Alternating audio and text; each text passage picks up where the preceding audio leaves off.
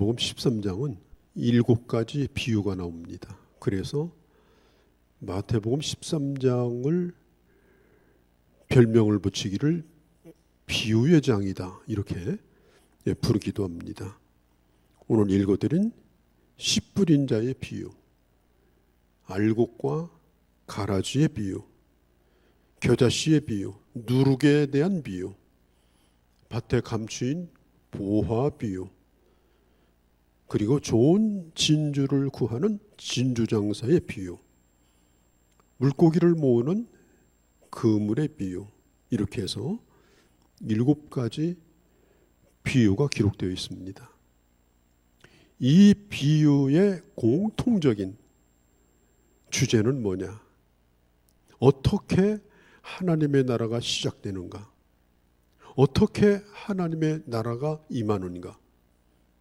어떻게 하나님의 나라가 확장되는가?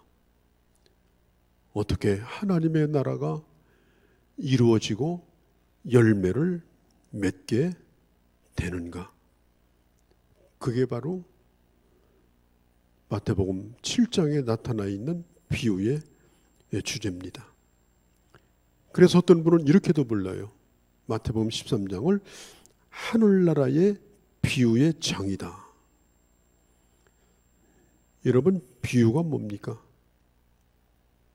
비유란 우리가 이미 경험했든지 아니면 경험하진 않았어도 눈으로 보았든지 들었던 그런 소재, 그런 배경을 가지고 전하고자 하는 하나님의 말씀을 곁들여서 비교해서 예를 들어서 그렇게 가르쳐 주는 거예요. 영어에서 이 비유란 말이 파라볼레인데, 파라블. 그런데 이게 헬라어의 파라볼레라는 단어에서 나온 거예요. 이게 무슨 뜻인가 하면은 옆에 던져 놓는다, 아니면 가까이 뒀는다, 그런 뜻이에요. 하나님의 진리를 깨닫게 하기 위해서 비슷한 예를 들어서 옆에다가 뭐 하나를 갖다 놔요. 어떤 얘기든지 어떤 물건에 대한 얘기든지 뭐 이런 것들, 그런 것을 갖다 놓고 주님이 전하고자 하는 진리가 더 이해가 잘 되도록 말씀해 주시는 것이 바로 이게 비유인 것입니다. 쉽게 말하면 이런 거예요. 잘 알려진 사실을 통해서 잘 알려지지 아니한 하나님의 나라의 비밀을 가르쳐 주는 것이 비유다. 예수님 당시 사람들은 누구나 경험한 것이 뭐냐? 농사 짓는 겁니다. 농사를 직접 짓지 않았어도 누구든지 씨를 뿌리는 것, 밭을 가는 것, 추수하는 것, 이런 것들을 누구든지 다 목격을 했습니다. 그리고 상당수의 사람들은 이미 농사를 지었던 경험이 있습니다. 그래서 오늘 이 씨 뿌리는 이 비유의 말씀은 그때 당시 이 말씀을 듣는 사람에게 매우 친근하게, 가깝게 그렇게 다가왔을 거라고 생각을 합니다. 농부가 씨를 뿌리는데 18절 이하에 보면 이 씨가 뭐냐? 이 씨는 곧 하나님의 말씀이다. 마태복음, 마가복음, 누가복음 똑같이 다 같은 비유가 나와요. 마태복음 13장, 누가복음 8장, 마가복음 4장 동일하게 말합니다. 이 씨는 곧 하나님의 말씀이다. 그러면 씨를 뿌리는 사람이 누구냐? 씨를 뿌리는 사람은 하나님의 나라의 복음을 전하는 예수 그리스도를 의미합니다. 예수님이 지금 씨를 뿌리고 계신 거예요. 또 한 가지는 예수 그리스도를 믿는 사람들이 하나님의 나라의 복음을 증거하는 것을 씨를 뿌리는 것, 다시 말해서 전도자들이, 복음을 전하는 자들이 바로 씨를 뿌리는 자인 것입니다. 그러면 그 씨를 받는 땅에 대하여 주님이 말씀하는데, 복음을 듣고 반응하는 사람의 네 가지의 반응, 그것을 오늘 성경은 네 가지의 밭으로 비유를 합니다. 말씀은 동일합니다. 말씀은 똑같습니다. 그런데 그 말씀을 받는 사람의 반응에 따라 그 말씀이 그냥 사라지기도 하고, 그 말씀이 어마어마한 열매를 맺기도 하는 것입니다. 저는 이 비유를 보면서 한 가지 의구심을 갖게 됐어요. 그것이 뭐냐면은, 그러면 이 농부는 씨를 뿌릴 때 좋은 밭에다만 골라서 뿌리지 왜 밭에도 뿌리고, 왜 돌밭에도 뿌리고 가시덤불에도 뿌렸을까? 이스라엘 나라의 씨를 뿌리는 이 파종법은요, 본래 이스라엘 나라 자체가 옥토라는 개념이 별로 없어요. 대부분 바위와 돌이 섞여져 있는 그런 맛이에요. 그리고 군데군데 좋은 땅들이 섞여 있어요. 그래서 좋은 땅을 골라가지고 씨를 뿌린다는 개념 자체가 이스라엘에는 어렵습니다. 그래서 농부가 씨를 뿌릴 때는 다 뿌립니다. 그 뚝을 지나가면서 바람이 불 때에 그냥 바람에 휘날려 버려요. 아니면 나귀에다가 이 곡식자루를 등에다 얹혀가지고 거기다 구멍을 뚫어서 줄줄 흘리게 만들어가지고 그 밭을 지나가게 하는 거예요. 그러니까 바람이 부는 대로 씨가 여기도 떨어지고 저기도 떨어지고, 어떤 씨는 길에서 뿌렸는데 오히려 도로 길에 떨어지는 경우도 있고, 돌밭에 떨어지는 경우도 있고, 가시덤불에 떨어지는 경우도 있고, 좋은 밭에 떨어지는 경우도 있어요. 오늘 성경은 분명히 말합니다. 길가나 돌밭이나 가시밭에 뿌려진 씨앗은 열매를 맺지 못한다. 그런데 옥토에 뿌려진 그 씨앗, 그것에 대한 기대를 농부는 버리지 않고 그래도 뿌리는 겁니다. 어쩌면 말씀을 전하는 설교자의 마음이기도 하고 전도자의 마음이기도 합니다. 오늘 이 시간 여러분들이 여기 다 나와 있다 할지라도 다 은혜 받으면 좋겠습니다. 다 옥토이면 좋겠습니다. 그러나 그렇지 않다 할지라도 옥토인 사람이 있습니다. 은혜 받는 사람이 있습니다. 그렇기 때문에 하나님의 말씀을 전하는 사람은 최선을 다하여서, 그것이 4분의 2든 5분의 1이든 10분의 1에 지나지 아니할지라도 그 옥토를 바라보며 그 뿌려진 씨앗이 100배 이룰 수 있는 가능성을 바라보며 추수에 대한 희망을 가지고 최선을 다하여 말씀을 준비하고 하나님의 말씀을 전하는 것입니다. 오늘 성경은 그 씨가 쭉정이다, 그 씨가 좋다 나쁘다 그런 언급이 없습니다. 예수님이 오늘 이 비유의 말씀을 해주신 이유는 그 씨에 대한 밭의 반응, 그 씨를 받고 있는 그 밭이 어떤 밭이냐, 그것에 대하여 주님이 집중해서 말씀하고 있는 거예요. 첫 번째 밭은 길가밭입니다. 오늘 성경에 있는 대로 4절에 길가에 떨어진 씨앗은 새들이 와서 먹었다. 그러면 그 새들이 뭐냐? 바로 악한 사단이다. 분명히 말씀이 떨어졌어요. 그런데 그 말씀이 뿌리를 내리지 못하고 다 쪼아먹었어요. 누가? 사탄이. 하나님의 말씀을 듣지만은 그 말씀이 마음 깊이까지 들어가지 못하고 그 말씀을 다 빼앗기고 사는 사람. 왜 그럴까요? 말씀이 귀하다고 생각하지 않기 때문에 그래요.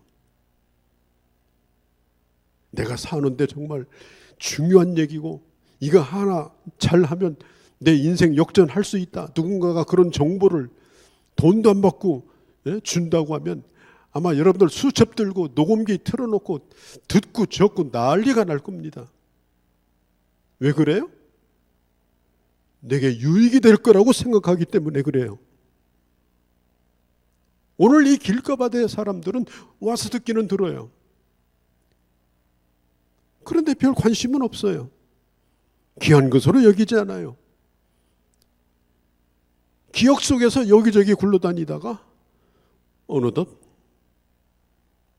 교회 문을 나서는 순간 사라지고 말아요. 가장 비극적인 상황입니다. 또 한 가지는 흙만 살짝 덮여져 있고 속은 돌로 가득 찬 밭이에요. 지난주에 비가 와가지고 엄청난 일들을 겪었습니다. 제일 큰 문제가 뭐냐? 산사태예요. 서울대학교 그 지질학 은퇴한 교수가 나와서 얘기하는데 우리나라의 산들은 거의 밑에가 바위고 1m 정도 흙이 덮여 있다는 거예요. 그래서 비가 오게 되면은 그 흙이 물에 다 젖어가지고 껍질 벗겨지듯이 흙이 벗겨져서 그냥 쓸려 내려간다는 거예요. 그게 바로 돌밭인 겁니다. 흙이 있긴 있는데 그 층이 얇아요. 그 밑에는 자갈이 우글우글해요. 잠시 동안 싹이 나요. 잠시 동안 좋아해요. 잠시 동안 관심을 가져요. 그런데 그게 결국 뿌리를 내리지 못합니다. 어느 순간이 돼버리면 산사태가 나듯이 껍질이 다 벗겨져 버려가지고 나중에는 돌산이 되어버리고 말아요. 아무것도 없습니다. 기쁨으로 말씀을 받지만은 현실에 부딪히게 되면 말씀으로 살려고 하다가 환난을 겪게 되면 기쁨은 다 사라지고 그 말씀은 다 버려버립니다. 그게 바로 돌밭에 뿌려진 씨앗과 같은 마음이에요. 가시밭은 어떤 밭이냐? 기운을 빼앗기는 마음이에요. 땅은 굉장히 좋아요. 그래서 뭐든지 심으면 잘 나요. 그런데 거기는 비어있지 않고 이미 가시들이 울창하게 우거져 있어요. 그래서 가시 틈으로 곡식이 뿌려져서 싹이 나요. 그러다가 가시에 찔려가지고 그 싹이 다 죽어버리고 말아요. 좋은 맛입니다. 그러나 이미 다른 것들이 그 마음을 완전히 우거져 있는 거예요. 다른 생각들로 가득 차 있는 거예요. 꿈머리가. 특별히 세상에 염려, 근심, 먹고 사는 거. 그래서 하나님의 말씀에 대하여 관심은 가지고 있지만은 그러나 결국은 이렇게 양다리를 걸치고 있기 때문에 하나님의 말씀보다는 현실을 선택하는 쪽으로 결국은 가버리게 되고 하나님의 말씀은 결국 순간 싹은 나지만은 사라져버려요. 주일에는 종교생활을 잘합니다. 그러나 평일날은 완전히 불신자입니다.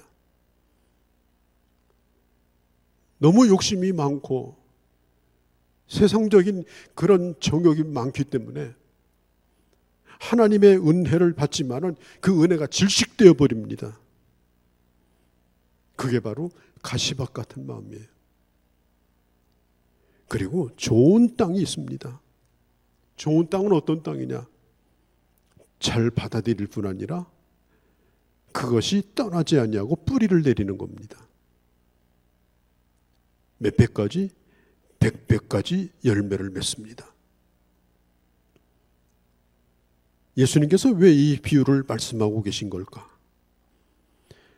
하나님의 나라는 바로 이렇게 임하는 것이다.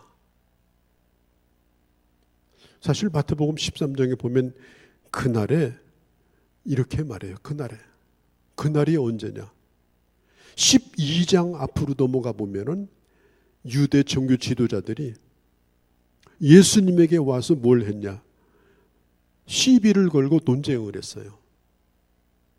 그들은 성경을 잘 아는 사람들이에요. 전문 종교인들이에요. 그런데 말씀을 들을 때 순수하게 받으면 되는데 그 말씀을 들으면서 뭘 하느냐? 꼬투리를 잡는 거예요. 그래서 논쟁을 합니다. 그 일을 겪고 나서 예수님이 하신 말씀이 뭐냐면 이 씨 뿌리는 비유의 말씀입니다. 하나님의 말씀을 받을 때 어떻게 받아야 되는가? 하나님의 말씀을 잘 받게 되면 어떤 결과가 오게 되는 것인가? 농부가 실망하지 않고 씨를 그래도 뿌리는 이유는 뭐냐? 반드시 옥토와 같은 사람이 있기 때문에 그렇습니다. 난 여러분에게 부탁을 합니다. 여러분들의 심령이 옥토와 같이 되시기를 바랍니다. 하나님 여러분들을 축복해 주기를 원합니다. 여러분들의 삶을 하나님께서는 풍성하게 해주시기를 원합니다. 내가 상상할 수 없는 새로운 영적 세계를 경험하게 하기를 원하십니다. 그래서 마음을 열어야 되는 겁니다. 어떻게 하든지 옥토가 되도록 여러분들의 마음을 들여다보고, 그리고 나는 하나님의 말씀을 오늘 어떤 자세로 받고 있는가, 자기 자신을 스스로 점검을 하는 일을 해야 되는 겁니다. 그러면 100배 이르는 하나님의 나라가 임하는 거예요. 낭비하는 것 같아요? 안 그렇습니다. 하나님의 말씀을 전하는 시간도 낭비가 아니고 하나님의 말씀을 받는 시간은 특별히 낭비가 아닙니다. 그것이 놀라운 축복의 씨앗이 되는 겁니다. 환경을 탓하지 마세요. 밭을 탓하지 마세요. 하나님의 준비하신 그 약속의 말씀을 여러분이 붙들고 어떻게 하든지 하나님의 말씀에 대한 바른 태도를 여러분들이 갖게 되면, 주님이 약속하셨잖아요. 주님이 무슨 장난치느라고 30인이 100인이 이런 얘기하는 거 아닙니다. 아무리 힘들고 어려워도 그 말씀을 버리지 않으면, 오늘 내 마음이 아무리 답답해도 길가처럼 닫아놓지 않고 그래도 마음을 열고 말씀을 받으면 내 속에 자갈 같은 거 어떻게 하든지 골라내고 그 말씀이 뿌리 내리도록 하면 반드시 하나님은 그 하나님이 약속하신 그 모든 것, 우리가 다 알 수 없는 신비로운 세계, 그것이 눈에 보이는 것일 수도 있고 보이지 않는 것일 수도 있습니다. 왜냐? 하나님의 약속은 무한하기 때문에 그래요. 보이는 것으로 이루어질 수도 있고 보이지 않는 것으로 이루어질 수도 있어요. 그 모든 것들을 하나님께서 주시기를 원하는 거예요.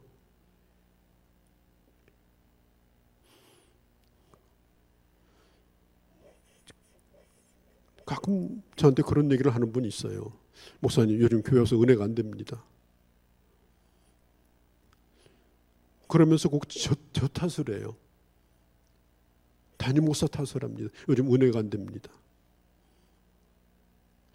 요즘 말씀이 귀에 안 들어옵니다. 그럼 귀를 뚫으셔야 돼요. 은혜가 안 되는 그 마음밭을 갈아엎어야 됩니다. 그건 말씀의 문제가 있는 것이 아니에요. 그 밭의 문제가 분명히 있는 거예요.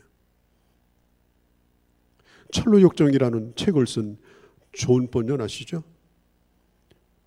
이분이 교회 출석하면서도 무신론자였어요. 교회를 다니는데 무신론자예요. 찬송을 부르는데 무신론자예요. 왜냐하면 교회 아무리 나와도 이 말씀의 은혜가 안 되는 거예요. 그리고 들을수록 의심만 커지는 거예요. 그래서 왜 나는 교회에 이렇게 오래 달리고 이렇게 오래 출석했는데 점점 교회 생활에 익숙해져 가고 있어요. 익숙해져 가는 것하고 은혜 받는 것하고 다를 수가 있거든요. 왜 나는 이게 확신이 없는가? 왜 이게 내 마음에 들어오지 않는가? 그렇게 하던 어느 날 존 번연이 성경을 읽게 됐어요. 바로 오늘 이 본문의 말씀이에요. 길가에 뿌려진 이 씨앗이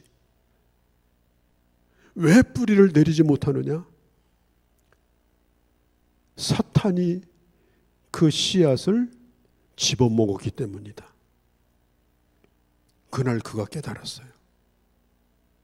내가 사탄에게 이 모든 걸 빼앗겼구나. 사탄이 내게 와서 다 찍어 먹었구나. 내가 이제까지 손해보고 살았구나. 받은 은혜가 크고 받을 수 있는 기회가 많았는데 다 놓치고 살았구나. 그것이 자기를 괴롭히기 시작했습니다. 그가 그날 결심을 했어요. 나는 오늘부터 하나님의 말씀을 받는 태도를 바꾸겠다. 여러분, 인생은 태도에서 바뀌어집니다. 태도를 우리말로 자세라고 그래요. 자세가 잘못되고 자세가 삐딱하면 운동만 안 되는 것이 아니라 인생 자체가 잘못됩니다. 태도를 바꿔야 되는 거예요. 어떤 태도? 하나님의 말씀을 듣는 태도. 그래서 존 번연이 그때부터 하나님의 말씀을 듣는 태도로 완전히 바뀌었어요.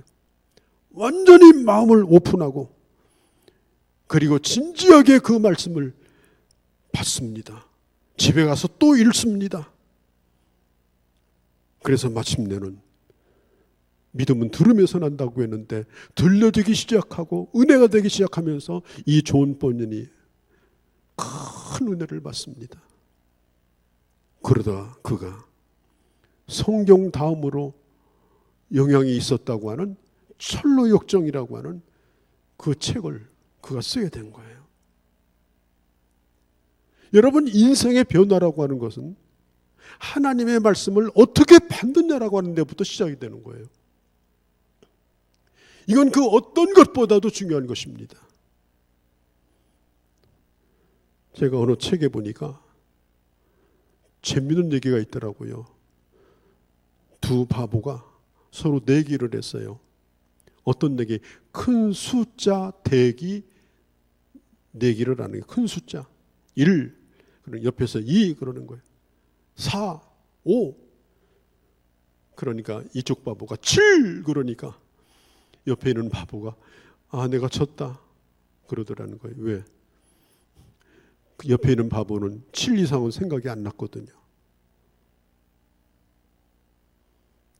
주님은 지금 어떻게 보면은 말씀을 듣는 사람들과 지금 숫자 게임을 하고 있는 것 같은 느낌을 저는 받아요. 좋은 땅에 씨가 뿌려지면 30배 열매를 맺는다 그러니까 청중들이 깜짝 놀라는 거예요. 여러분 30배 크잖아요. 뭐 투자해가지고 30배 대단한 거잖아요. 요즘 뭐 저축해가지고 몇 프로나 됩니까? 청중들이 깜짝 놀래. 30배.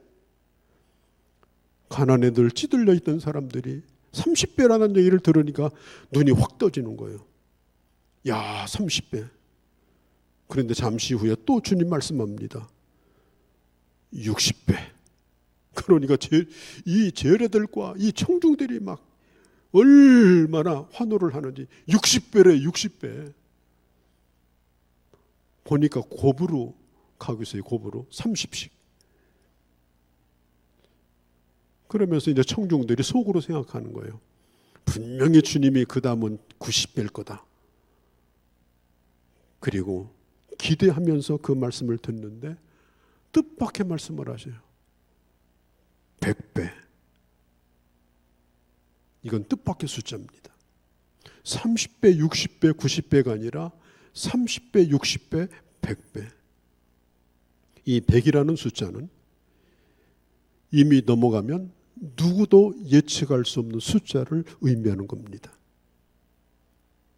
그 다음부터는 200도 될 수가 있고 1000도 될 수가 있고 억도 될 수가 있습니다. 인간의 계산을 뛰어넘은 그 세계, 그걸 가르치는 것이 이 100이라고 하는 숫자예요. 여러분 기억하세요. 좋은 땅에 씨앗이 뿌려지면, 그리고 진정으로 뿌리를 내리고 열매를 맺으면 내가 상상할 수 없는 놀라운 세계가 열립니다. 지금 주님이 하고 싶은 말씀이 뭐냐? 하나님의 말씀을 받는 밭이 좋은 밭이면 30배, 60배, 90배가 아니라 인간의 계산을 초월한 100배 세계로 접어들 것이다. 지금 주님이 그걸 강조하고 있는 거예요. 그러면서 하시는 말씀이 귀 있는 자는 들을지어다. 사람들이 많이 모여 있지만 그 말씀을 알아듣고 그 말씀을 받아들이는 그 귀가 중요한 거예요. 여러분, 인생은 한마디에 변합니다. 한마디가 사람을 바꿉니다. 사람이 죽고 사는 것도 그 한마디 때문에 죽기도 하고 살기도 합니다. 하나님의 말씀에, 하나님의 은혜의 가능성이라고 하는 것은 30배, 60배를 넘어서 이제는 놀라운 세계로 접어드는 그 출발점이 뭐냐? 하나님의 말씀을 귀를 열고 제대로 듣는 거예요. 어떤 사람은 그래요. 목사님, 내 마음이 단단한 돌멩이에요. 길가밭이에요. 걱정하지 마세요. 만사는 마음을 열면 됩니다. 마음 열면 길가도 다 깨져버립니다. 마음을 열면 돌도 다 깨져버립니다. 마음을 열면 가시도 다 뽑혀버립니다. 그런 게 문제가 되지 않습니다. 하나님의 말씀을 고스란히 받아들이면, 받아들이는 그 마음이 그 순간 옥토가 되는 거예요. 인간적으로 어디 산에 올라가서 내가 수도를 닦고 며칠 금식을 해서 되는 것이 아니라 그 말씀을 깨끗하게 받아들이는 거예요. 내 처지를 다 잃어버리시고 내 상황을 다 잊어버리시고, 오늘 사람들이 살아가는 삶의 현장이라는 건 늘 90배입니다. 30배, 60배, 90배. 3배수로 올라가는 삶을 꿈꿔요. 그래서 사람들은 얘기해요. 30배만 해도 크게 성공했어.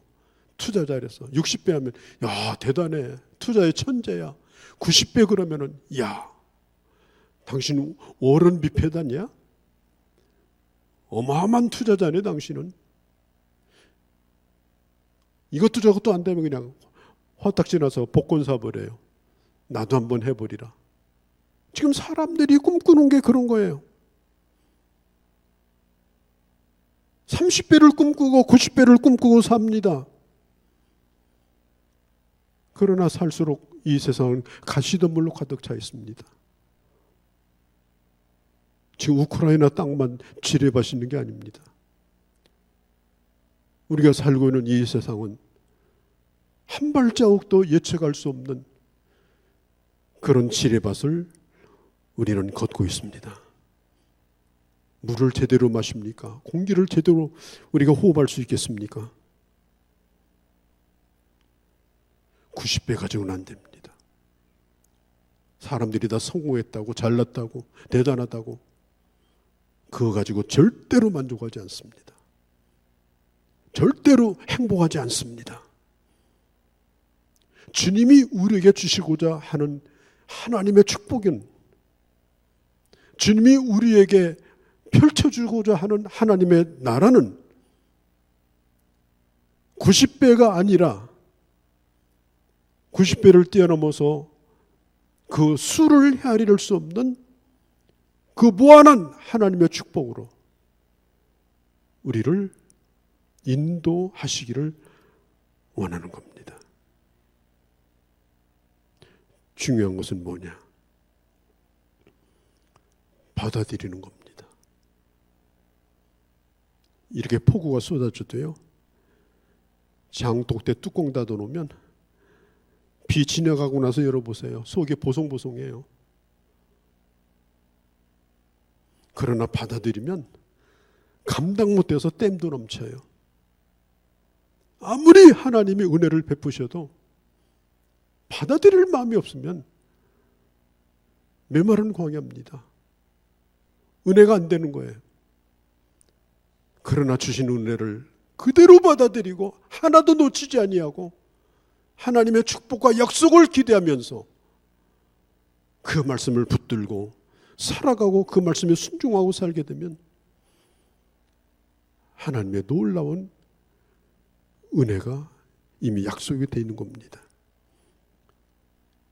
시편 119편 12절 13절 12절에 보면 주의 말씀의 맛이 어찌 그리 단지요 내 입에 꿀보다 더 답니다. 시편 19편 119편 13절에 주의 말씀은 내 발의 등이요 내 길의 빛입니다. 하나님의 말씀을 사모하는 사람, 늘 좋은 자세를 가지고 좋은 맛을 준비하고 그 말씀의 맛을 알고 그 말씀에 귀를 기울이고 그리고 이 세상에 나가서도 그 말씀을 꼭 기억하고 살아가는 사람, 그 사람은 누구도 헤아릴 수 없는 새로운 세계 속에 접어드는 겁니다. 여러분, 혼자 성경을 읽을 때도 명심하십시오. 혼자 성경을 읽을 때도 100배라는 것, 이 말씀은 내게 100배라는 것, 교회에서 말씀을 들을 때도 기억하십시오. 100배라는 숫자를 하나님은 내게 놀라운 하나님의 약속을 주시며 오늘 문을 열어놓고 있다는 사실을, 그리고 주님은 혹시라도 길밭 같은 사람이 있다 할지라도 4분의 1에 해당되는 그 옥토를 주님은 바라보시고 오늘도 말씀을 듣는 자들에게 여전히 은혜를 베풀어 주기를 원하시는 겁니다. 좋은 밭이 되어서 여러분들의 삶 가운데 주님이 약속하신 대로 그 하나님의 나라, 보여지는 하나님의 나라, 사람들이 다 보는 거예요. 그걸 보이지 않는 내면적인 하나님의 나라가 100배 이르는 그 놀라운 하나님의 축복을 누리며 살아가는 그런 주님의 자녀들이 되어주시기를 바랍니다. 거룩하신 우리 아버지, 우리 주님께서 말씀하셨습니다. 하나님의 나라는 어떻게 시작되는가? 하나님의 나라는 땅에 씨가 뿌려지면서부터 시작된다고 말씀하셨습니다. 하나님, 간절히 빕니다. 우리의 마음이 옥토와 같이 되어서 세상 사람들이 꿈꾸는 90이 아니라 상상을 초월하는 하나님의 그 신령한 은혜, 보이는 것과 보이지 않는 그 세계, 그것을 나도 누리고 이 땅에 보여주며 말씀이 내 안에 성취되어지는 그런 놀라운 삶을 살아가는 귀한 주의 자녀들이 다 되게 하여 주시옵소서. 우리 주 예수님의 이름으로 기도하옵나이다. 아멘. 예수 그리스도의 은혜와 하나님 아버지의 극진하신 사랑하심과 성령님의 교통하심이 오늘 예배 중에 함께한 귀한 형제 자매들 머리머리 위에 이제로 영원히 함께 계실지어다. 아멘.